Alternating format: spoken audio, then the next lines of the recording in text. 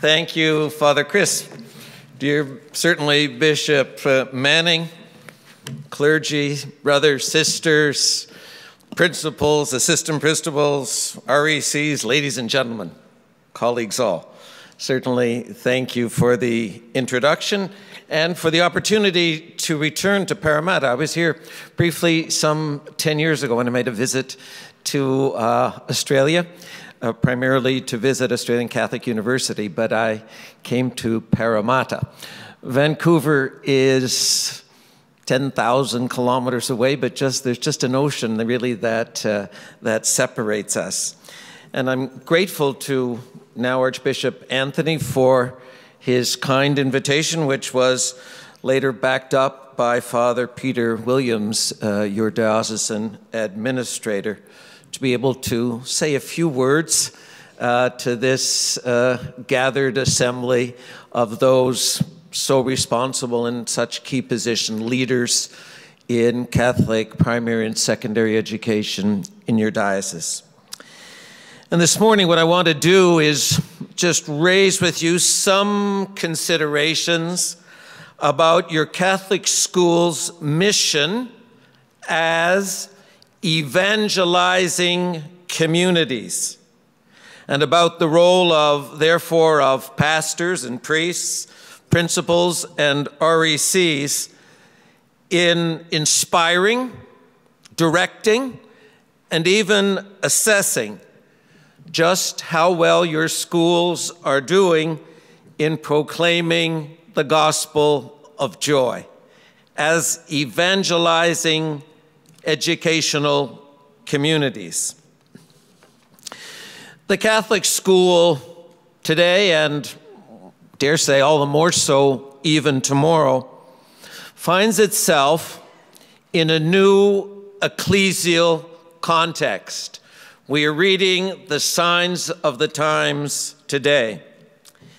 And it seems, at least to me, that the church is at a kind of turning point, that a kind of revolution is indeed at hand. And interestingly enough, a revolution provoked not so much from below as from above by Pope Francis. And a revolution, I think, which will surely have an impact on the vision for the future of Catholic schools throughout the world. Therefore, of course, I believe also here in Parramatta.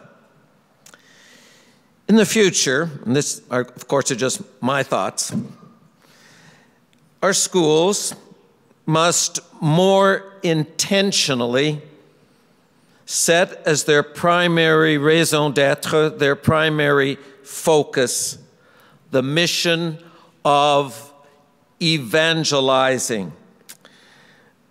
Just let me now sort of flesh this out at least a little bit, what I mean. The revolution that Pope Francis has inaugurated is setting us on a new course and a new chapter for evangelization in the church's life. I say evangelization, sometimes people use new evangelization, but I think evangelization is sufficient for the day. In his great apostolic exhortation, which I'm sure that you've kind of been pondering, Evangelii Gaudium, the joy of the gospel, published almost 2 years ago now, he invites, what he says, he invites all the faithful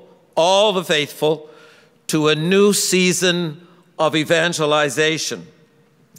That includes priests, certainly bishops, principals, assistant principals, RECs. Where is this to take place?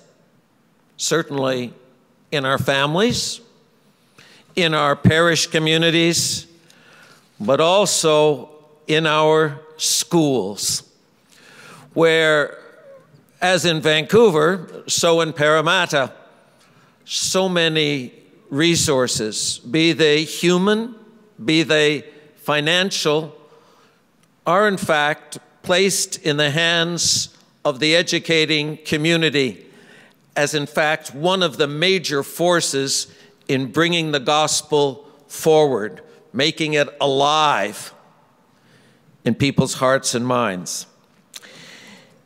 Our Holy Father has issued this challenge to us, a new season of evangelization. And in that exhortation of his, he tells us about a dream of his.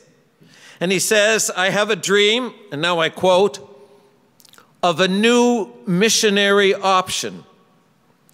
That is a missionary impulse capable of transforming everything, so that the church's customs, ways of doing things, times and schedules, languages and structures can be suitably channeled for the evangelization of today's world rather than for self-preservation. It's number 27 if you want to check it. For the Pope, then, every person, and indeed every institution in the church, is to be put into a missionary key. He models this himself with his own way of exercising the particular ministry entrusted to him by the Lord in the ministry of Peter. All our structures are therefore urgently called to be more mission-minded, including our Catholic schools. How are your Catholic schools going to be more mission-minded? They're already mission-minded, more mission-minded. If we want to put our Catholic schools into this missionary key, I think we're going to have to sort of set aside the grumblers and the cynics who always sort of bring forth the spirit of defeatism.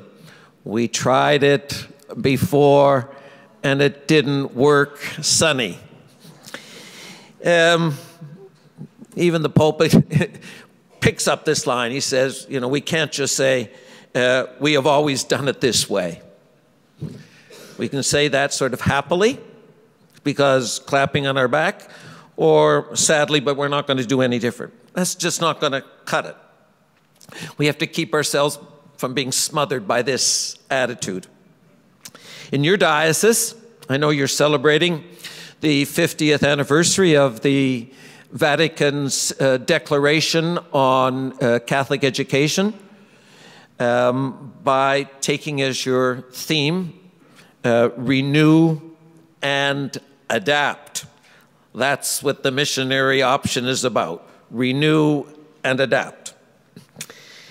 Pope Francis gives some pointers, but as usual, not a clear blueprint on how to go about implementing the kind of renewal necessary for today's schools.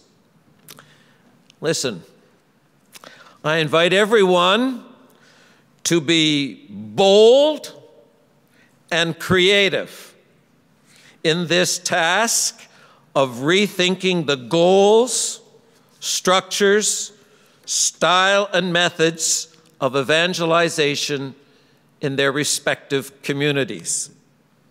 Bold or courageous and creative, the two C's. Although he hasn't spoken specifically all that much on schools and education, a couple of years ago, he did speak to the Jesuit students, teachers, and alums from the Jesuit province of Italy and Albania. And this is what he said to them. And he's talking specifically to teachers, well, alums as well. I also want to encourage you, educators, to seek new, unconventional forms of education, so as to comply with the needs of places, times, and people. This is important. Always go a step further and never be satisfied with conventional things. Seek new forms in accordance with the places, times, and people. I encourage you to do this. It's from a talk on June 7th, 2013. No matter what our specific responsibilities are for Catholic education, and they vary in the room, we are all being called to account and being urged, begged even, to chart a new way forward for carrying out the specifically evangelizing mission of our schools, of your schools. What are some of the practical, though, ramifications of this Franciscan revolution for you as Catholic school leaders? What does it mean to put the fostering of evangelization, a term that I think is much better than Catholic identity, at the forefront of educational endeavors, wherever they take place, in families, parishes, but for us today, in schools? An evangelizing school is one that puts the proclamation of the gospel at the heart, the center of its educational project, the center of its vision, of its curriculum, of its activities. It takes as its mission to make Jesus Christ known and loved by all in its community, all its stakeholders, its parents, its pupils, its staff, its teachers. And by highlighting the evangelizing mission of the school, I don't want to suggest that a Catholic school is simply sort of all-day religious education courses. Don't want to suggest that Catholic schools are seminaries or novitiates. They have their own distinct raison d'etre, to educate the whole person, to prepare children and young people for life, spiritually, physically, emotionally, academically, and so on. Nor do I want to suggest by saying that the school is an evangelizing community to suggest that it should proselytize, that is, force its convictions on anyone. But it does mean that the Catholic school proposes the gospel, and as 1 Peter says, this is done gently and reverently, all giving account of the hope that is within us. But it is also done in a Catholic school, I think, persuasively and intelligently. It appeals to the minds and the hearts of its pupils. The school does this because, as an organic part of the church and of the church's mission, it must share what it has received, the good news, which is kind of the propelling reason behind the foundation of all schools, Catholic schools, whether they be congregational or diocesan. If a school is to be effective in its mission of evangelizing, then all of us, have to understand what's really the center part of the gospel. What's the kernel of the gospel? And here again, in his apostolic exhortation, Pope Francis is very clear, and he repeats this, I don't want to say all the time, but he repeats it very frequently. He talks about the kerygma, that we must proclaim the kerygma. For example, the Church's mission of evangelization is essentially a proclamation of God's love, mercy, and forgiveness revealed to us in the life, death, and resurrection of Jesus Christ.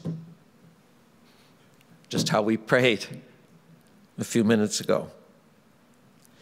It is then because of their mission to evangelize that our schools stand apart, why they have certain defining characteristics. This uniqueness, of course, of our schools being Catholic goes far beyond being schools where religious instruction is added to the curriculum.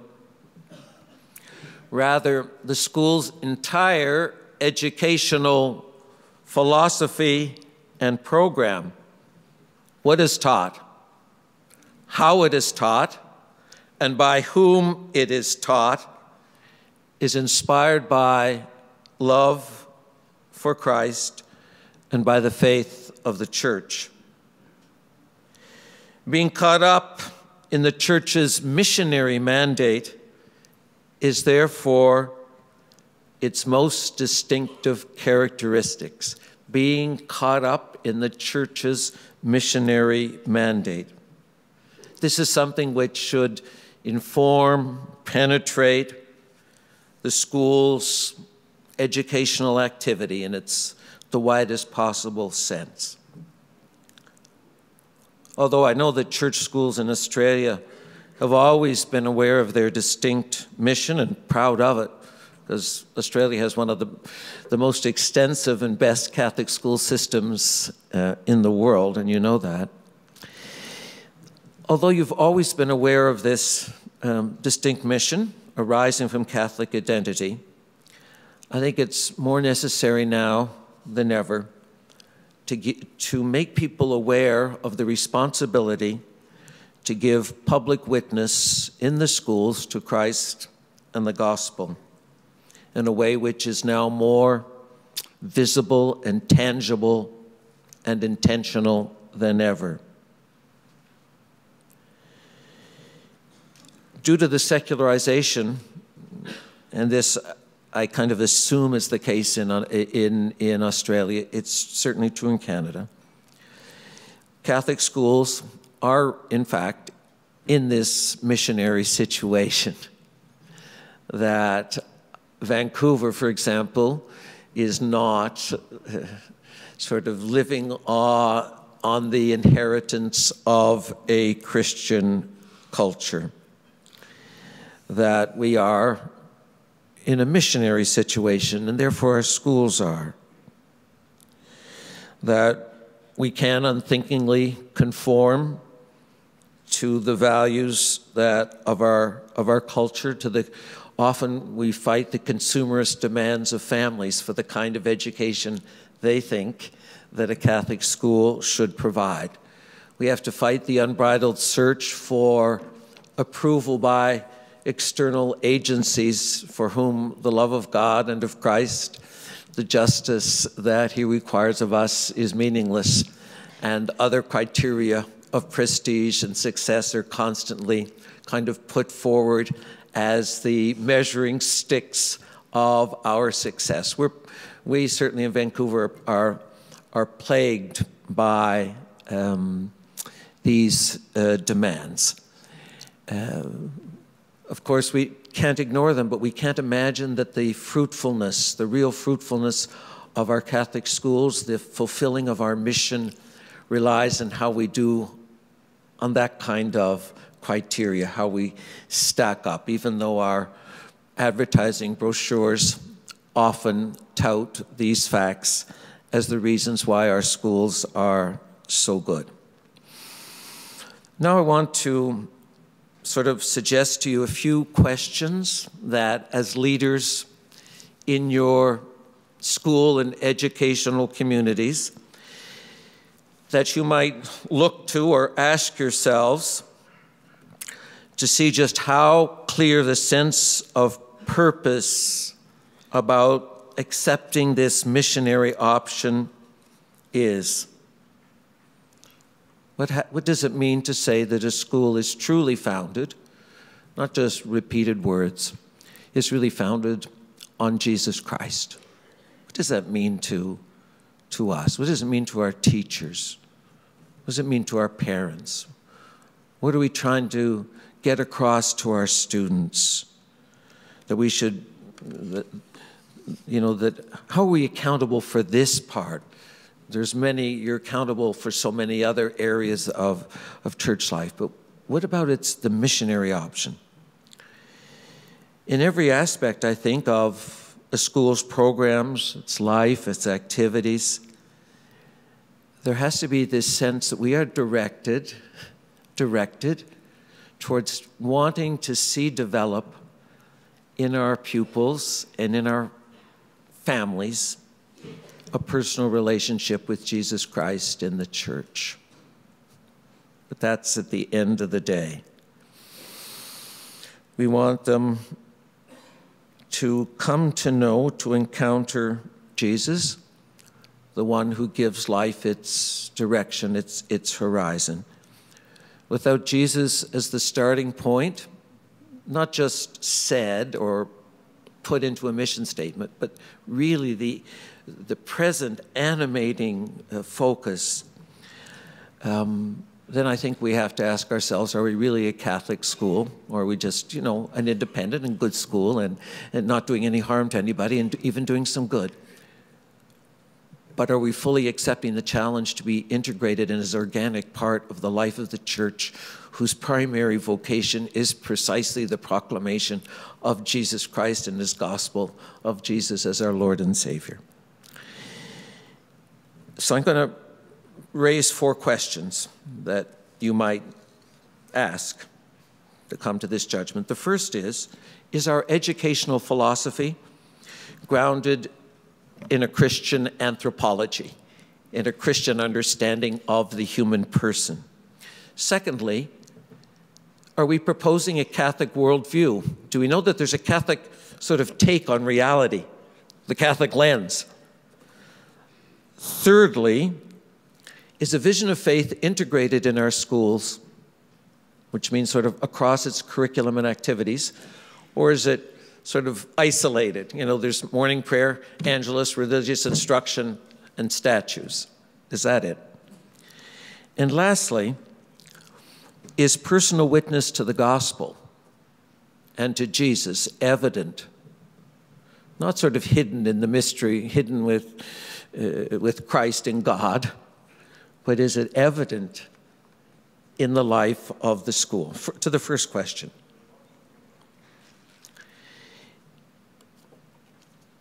Does the school, and by this I always mean the school community, acknowledge that the school is a school for developing human persons in their fullness? And to do this, I think we have to accept, how do we know who the heck we are? Who our students really are? What does it mean for them to be created in the image and likeness of God and redeemed by Christ? And here are the words of the Second Vatican Council, taken from the Pastoral Constitution on the Church in the Modern World, Gaudium et Spes, number 22, are absolutely fundamental. They were words cited over and over again by St. John Paul II, and they're these: it is only in the mystery of the Word made flesh that the mystery of the human person becomes clear. We know who we are in light of knowing Christ. We will understand really sort of who our students, who the pupils are, who our colleagues are, in light of Christ, that this is where we begin as Christians. Education then is not certainly a commodity. Catholic schools prepare, yes, of course, prepare our young people for successful lives in the world. But our view of the human person is not a materialistic one. It's not one that we say can finally be satisfied by all the measures of worldly success. No, we have to have and remind ourselves that the human person has a transcendent dimension, that we are called to something above and beyond, that we have our eyes obviously focused on serving the community of the world, but we're involved in more than that. We're involved in a kind of eternal enterprise in the school. So we have to get it right about who our students really are. There was very wonderful blunt language used by Benedict XVI when he was talking to a group of young people during his papal visit to London, you know, for the beatification of Cardinal Newman. And he said this. You know, he talked about a well-rounded education, preparing the whole person, things that we all know. He said, a Catholic school, over and above this, should help all its students to become saints. Plain, straightforward, uncomplicated language. They should help its students. It should help all its students to become saints. It seems almost simplistic. It seems without nuance. But, you know, think of the alternative. What else would you be preparing them for, if not for the life of heaven? A second question that you might put before you, a second concern, and this has to do with the Catholic worldview. This is more intuitive. It's sort of about how does a school feel to you? Is it imbued with a particular Catholic spirit about how to see the world? After all, what students come to know and to believe and to accept as true is largely determined by a general stance to life and to the world that the particular school fosters in them. You all know G.K. Chesterton, great polemicist, apologist from the early 20th century.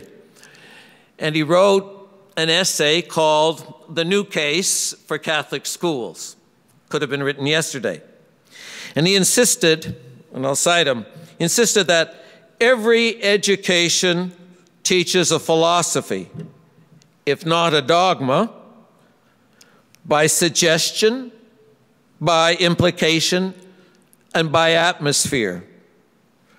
And therefore, he said, a Catholic school should be concerned that there is a Catholic atmosphere that, as he wrote, should seep into the nook and cranny of the church's schools. If it's not an ecclesial ethos that permeates the environment, then what happens? A secular one inevitably fills the void. Just inevitably. Ours have a distinctive vision. That's why we can use expressions so dear to the fathers of the council that the church can be the leaven of the world. But a leaven is something distinct. It has its own kind of power. And as a church, we are heirs of a 2,000-year-old tradition, a culture, an enormous treasury, which is moral, artistic, scientific, spiritual, intellectual, devotional. It's a rich heritage. It's one that helps develop in students that sense of what is true, what is good, what is beautiful. This is what we want to kind of envelop our students with. This is prior to the particulars that are necessary of subject matter. There is a Catholic take on the world. Theologian in the last century, Carl Adam, talked about the spirit of Catholicism. It's a way of being that is sort of pre-saying more, taking moral positions, or it's who we are. It is a culture. It's developed by reflection, action, service, prayer, liturgy. It also becomes visible in the school. You know, the whole sacramental notion, the way we understand and appreciate creation, mediated through sign and symbol. These are all things that are so important to get right in our schools, prior to preaching, prior to teaching, prior to saying anything about them. We suffuse our environments with a delight in the sacred, respect for the sacramental. We have this organic Catholic vision of the world, you know, that it touches everything. It touches physical space, touches the allocation of time, touches the choice of activities, the kind of teaching and learning, the curriculum offered, and so on. A third question is precisely that of the curriculum. Does the curriculum overall now, does what is taught integrate a vision of faith into it?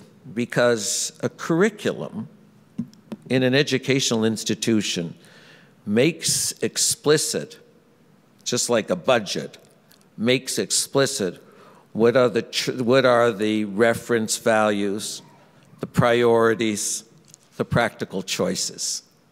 Curriculum and budget tell the story. To imagine otherwise, I think, is to live in a fantasy world.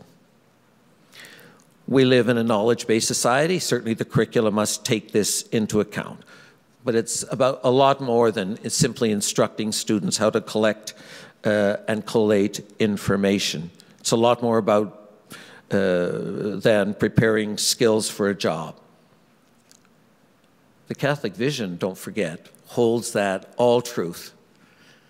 And this should be a powerful kind of undercurrent, that all truth, all scientific, moral truth, has a single source in God.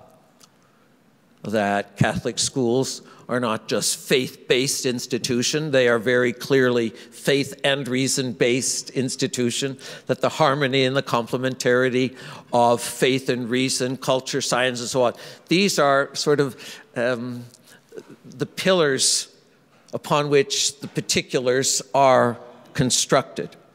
Catholics we're not afraid of truth. We're not skeptics about discovering it or communicating it in contemporary culture. That's why we can have students begin to evaluate, the older students all the more, in light of faith, in light of our faith, that faith provides essential principles upon which to build a strong life. A simple question is, this is really not just for religious education coordinators at all, it's really for your colleagues. You don't turn a math class, I'm not saying you turn a math class or a chemistry class or a history class into a religious education, no. But there should be that sense of the person that young people grasp, that they understand sort of the place of things, that they're aware of the wider harmony, they're aware of the bigger vision. These are the kinds of primary lessons that students take away. Otherwise, you know, how does what is taught differ at St. X from the state school down the road? We say, well, there's no difference in the teaching of chemistry, no difference in the teaching of history. Is that true? Is that enough? Because we have a great RE program. I think that it's a question I think that we have to ask. Benedict, again, talking to, it was the same group of pupils, said this: in your schools, there's always a bigger picture over and above the individual subjects you study, the different skills you learn. He's talking to the kids, but always remember that every subject you study is part of a bigger picture. Never allow yourselves to become narrow. The world needs good scientists, but a scientific outlook becomes dangerously narrow if it ignores the religious and ethical dimension of life. Just as religion becomes narrow if it rejects the legitimate contribution of science to our understanding of the world. It's this wonderful sense of harmony, of breadth. The Catholic Church and what we do, we offer more. The world tries to tell us that we have the narrow vision. We have the wider and the broader vision.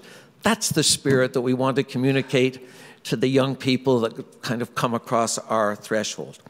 And the last thing I'll say something about the last question you might think about is, who does the teaching?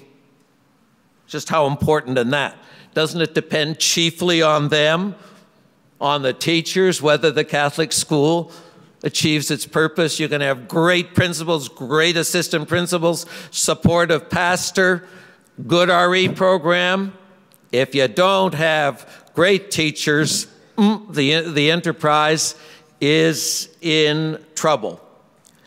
And that's why the explicit witness of teachers to Jesus and the gospel is indispensable to a church fulfilling its mission of evangelization.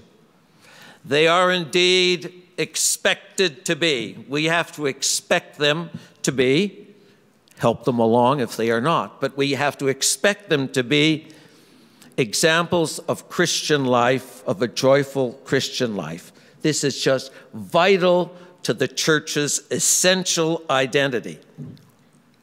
The central figure in the whole educational process, even before sort of how well they teach, competence, is the form of witness.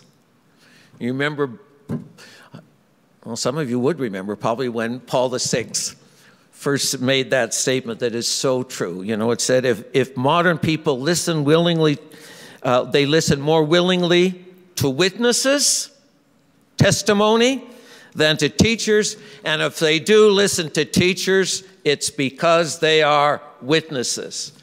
Ask any teenage kid how important it is that they can see the authenticity of a teacher. Do as I, just do as I say, but not do as I do, doesn't work. The enterprise begins to collapse. It becomes false. Therefore, the witness of teachers is absolutely vital. Pope Francis, in addressing teachers, said this: above all, with your life, be witnesses of what you communicate. Educators pass on knowledge and values with their words, but their words will have an incisive effect on children and young people if they are accompanied by witness, their consistent way of life. Our teachers we have to strive to have every teacher. I know that, in fact, this is sometimes difficult, that not everyone is there yet. If they're not, we have to provide the means to help them and accompany them on their journey. But I don't think that we can set as an ideal, as what we really want, anything less than a teacher who is convinced, enthusiastic, and in love with the Lord. We do this by having faculty and so on, providing support, providing encouragement. Sometimes optimal witness is lacking. We all know that. People falter. Sometimes they're just not well formed. Seems to me a major responsibility of those who are Catholic leaders in the school are to help along those who are not there yet. But the strength and the power of the witness of the teaching community, the educating community as a whole, is vital. If people begin to see that it's isolated or fragmented, that's what sort of stops having an integral kind of Catholic view of the world, that religion is something that is just a part, that is just for some few, that it touches just this dimension of life but not all. No. I think the whole sort of environment needs to be suffused with a strong sense of witness. Come to the end, giving you maybe four questions that you might consider when you're examining, you know, is our school, are we part of the missionary dream? Are we an evangelizing community? Have we kind of accepted, or are we, you know, part of that Franciscan revolution of seeing that the proclamation of the gospel of joy is what every structure every institution of the church is about. Or, but he points out the other side, or are we more concerned about being self-referential and preserving things just as they are? I hope I put a few matters on the table for you to consider. You have such a rich and proud kind of system of education in Australia. You live in the midst of it. You don't know, or perhaps you're unaware of, why Australian Catholic education is the envy of many parts of the world. Its strength, the funding to know that there's so many Catholic schools, nobody in the United States, a few places in Canada maybe, no country in Europe can match this. And so kind of how you pull things forward, how you advance, doesn't just concern the young people of Parramatta. You have an influence that goes far beyond kind of the walls or the dimensions of your diocese. I can only encourage you to, move, as that title of that sort of business book said, from great to excellent, from good to better, just keep rolling in the same direction. Thank you very much, folks, for your very kind attention. Hope you can understand the Canadian accent.